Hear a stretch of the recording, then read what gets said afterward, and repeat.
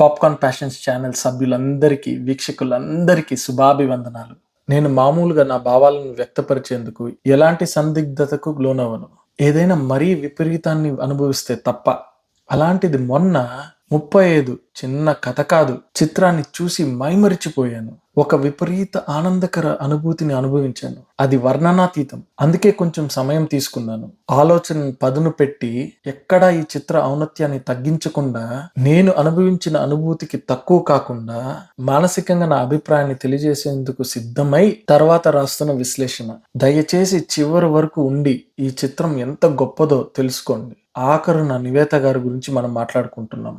ఒక చిన్న పట్టణంలో, అది ఒక చిన్న ఇంట్లో, కేవలం నలుగురున్న ఒక చిన్న కుటుంబంలోని కథని ఇంతటి నాటకీయతతో, సుందరమైన చిత్రీకరణతో, మంచి మాటల పాటల రచనతో, అంతకు మించి స్వచ్ఛమైన సంగీతంతో, దానికి మించి నిర్మలమైన భావజాలంతో, వీటన్నిటినీ సంగమం చేస్తూ ప్రతిబింబిస్తూ అభినయించిన నటనతో ఇంతలా మైమరిపించి, ఆనందింపజేసి, ప్రభావితం చేసి ఉప్పొంగిపోయేలా చేయడం అసాధ్యం. అది ఒక్క దూషణ లేకుండా, ఒక్క పోరాట సన్నివేశం లేకుండా, ఒక్క అసభ్య దృశ్యం లేకుండా జరగలేదు. కనీసం ఈ శతాబ్దంలో అయితే జరగలేదు.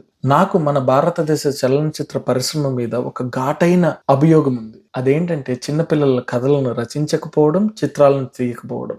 మళ్ళీ చూస్తే ఆంగ్ల పిల్లల యానిమేషన్ కథా చిత్రాలు దేశవ్యాప్తంగా మంచి ఆదరణ లభిస్తుంది. చిత్రాల్లోనే కాదు, పిల్లల కోసం యూట్యూబ్ లో వందలాది ఛానల్స్ ఉన్నాయి. లక్షల కోట్ల కొద్ది కావాల్సినంత కంటెంట్ ఉంది. తెలుగులో మాత్రం నామమాత్రపు ఛానల్స్, కంటెంట్. నాకు మాత్రం డబ్బులుండి ఒక నిర్మాతనైతే మొదటి 5 సంవత్సరాలు పూర్తిగా చిన్నపిల్లల కోసం మన భాషలో కావాల్సినంత కంటెంట్ ని తయారు చేయాలన్నది నా ఆశ.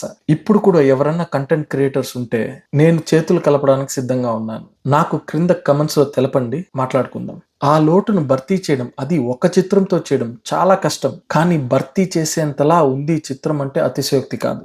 అసలు దైవనగరం తిరుపతిలో ఈ కథను చెప్పడం వల్ల తిరుపతి, తిరుమల దేవుడు ఈ కథలో పాత్రలై భాగమైపోయారు. కథనంగా చూసుకుంటే మనకు ముందు కొడుకు పరీక్షకు సిద్ధమవుతుండగా అమ్మ ఈ పరీక్షలో నువ్వు నెగ్గడం మన ఇద్దరి జీవన సమస్యగా పేర్కొనడం, మొగుడు పెళ్లాల మధ్య ఏదో సంకటం ఉన్నట్లుగా చూపించడం, తండ్రి కొడుకును పరీక్షకు తీసుకెళ్తుండగా హఠాత్తుగా జరిగిన రోడ్డు ప్రమాదం, ఇలా కథను ప్రారంభించడం వల్ల చిత్రం పట్ల విపరీతమైన ఆసక్తి కలుగుతుంది. ఎందుకు అమ్మకు కొడుకు ఈ పరీక్ష అంత ముఖ్యం? ఆలు మగల మధ్య ఏంటి పేచి? ప్రమాదం జరగడం వల్ల పిల్లవాడికి ఏమైంది? పరీక్షకు హాజరయ్యాడా లేదా? ఇప్పుడు ఎలా అని వీళ్ళ కథను తెలుసుకునేలా ఆసక్తి కలిగించింది. అప్పుడు కథలోకి, ఆ అద్భుత ప్రపంచంలోకి మనల్ని తీసుకెళ్లారు. కథగా చూసి ఇది మామూలు కథే, కానీ మనసుకు హత్తుకునే కథ. తల్లిదండ్రులు తన పిల్లలను చిన్న పిల్లల నుంచే శోధించే గుణాన్ని ప్రోత్సహిస్తుంటే, పెద్ద కొడుకు గణిత శాస్త్ర పాఠంలో ఆసక్తిగా అడిగిన ప్రశ్నలకు సమాధానం చెప్పలేకపోయే ఉపాధ్యాయుల వల్ల తనకు ఆ పాఠంలో ఎప్పుడు 0 తెచ్చుకుని,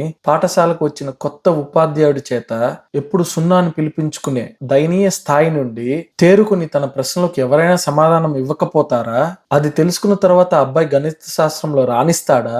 ఎలా జరుగుతుంది? అందులో తల్లిదండ్రుల ప్రమేయం ఎంతవరకు ఉంది అన్నదే ఈ చిత్ర కథనం. ఇందులో పిల్లల స్నేహాన్ని చూపించిన విధానం అయితే హాస్యభరితంగాను, ముచ్చటగా, ఆహ్లాదంగాను సాగుతుంది. పిల్లలు ఒకరి కోసం ఒకరు నిలబడే తత్వాన్ని చాలా సున్నితంగా చూపించారు. మధ్యతరగతి కుటుంబంలో ఆలు మగల మధ్య దాంపత్య జీవితంలో జరిగే ఒడుదుడుకును కూడా ఒకరినొకరు కుంచపరుచుకోకుండా చూపించారు. అలానే ఒక ఉపాధ్యాయుడు విద్యార్థి అడిగిన ప్రశ్నలకు సమాధానం ఇవ్వలేక తన అహం దెబ్బతిన్నప్పుడు చిన్నవాడని కూడా కనికరం లేకుండా కక్ష సాధింపును చూపించారు. ఒక అమ్మ తన బిడ్డ కోసం ఎంత దూరమైన వెళ్తుంది, తన తాహతుకు మించి సాధించగలుగుతుంది అని కూడా చూపించారు. ఇలా చెప్పుకుంటూ పోతే గంటలు గడిపేయచ్చు, అన్ని చూపించారు ఈ చిత్రంలో.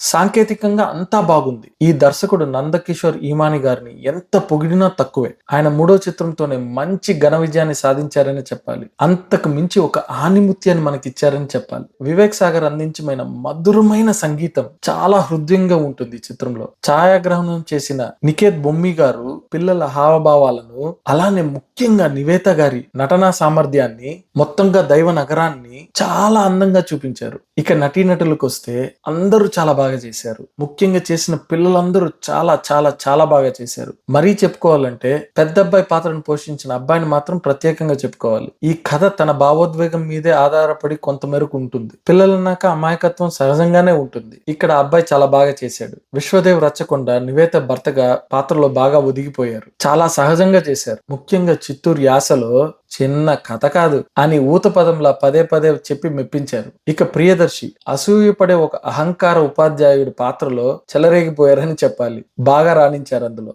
అన్నింటికి మించి నివేతా థామస్ గారి గురించి మాట్లాడుకోవాలి. తను ఈ చిత్రంలో చేసిన నటనతో మనకు మహానటి సావిత్రి గారు గుర్తుకొచ్చారంటే అతిశయోక్తి కాదు. ఆమె చందమామ ముఖంతో పలికించిన హావభావాలు మాత్రం అత్యున్నత అభినయం. తను కొన్ని సన్నివేశాల్లో చేశారు, జీవించేశారు అంతే. ముఖ్యంగా తన భర్తను ఎంత బుజ్జగించినా కూడా తను పలకకపోవడంతో తనకు ఒకేసారిగా ఉప్పొంగిపోయిన శోకాన్ని అభినయించిన తీరు, ఉపాధ్యాయుడు ఇంటికొచ్చి అవమానించినప్పుడు కోపాగ్నితో కన్నా బాధతో తన బిడ్డకు ఎలా నామకరణం చేసిందని చెప్పుకొచ్చిన విధానం, చివర్లో తన భర్త తిను చేసిన పాయసాన్ని తిని ఎప్పుడు మెచ్చుకోనోడు పిలిచి మరీ పొగిడిన తర్వాత తన మనసు మీదున్న భారమంతా దిగిపోయినట్లు, ఆనంద బాష్పాలను వరదలా ఉప్పొంగిపోయినట్లు చూపించడంలో తను చేసిన నటన అనితర సాధ్యం అన్నట్లుగా చేశారు. మహా అద్భుతం. మహానటి నివేత గారు. క్లుప్తంగా చెప్పాలంటే ఈ చిత్రం మహానటి తారే జమీన్ పర్ చిత్రాల సంగమం అని చెప్పాలి. ఇదండి 35 చిన్న కథ కాదు చిత్ర విశేషాలు. మరెన్నో చిత్రాల విశేషాలతో మళ్ళీ కలుద్దాం. ఇట్లు అచ్చ తెలుగులోని విశ్లేషణలు చెప్పే మీ ప్రియమైన ఏకైక తెలుగు విశ్లేషకుడు. మీకు మా విశ్లేషణ నచ్చితే మీ ప్రేమను మాకు తెలపడానికి లైక్ చేయండి. ఆ ప్రేమను పంచడానికి షేర్ చేయండి. మీ ఆశీర్వాదం మాకు ఇవ్వడానికి సబ్స్క్రైబ్ చేయండి. మరొక విశ్లేషణతో కలుద్దాం. అప్పటి వరకు మీ ప్రేమకు ధన్యవాదములు.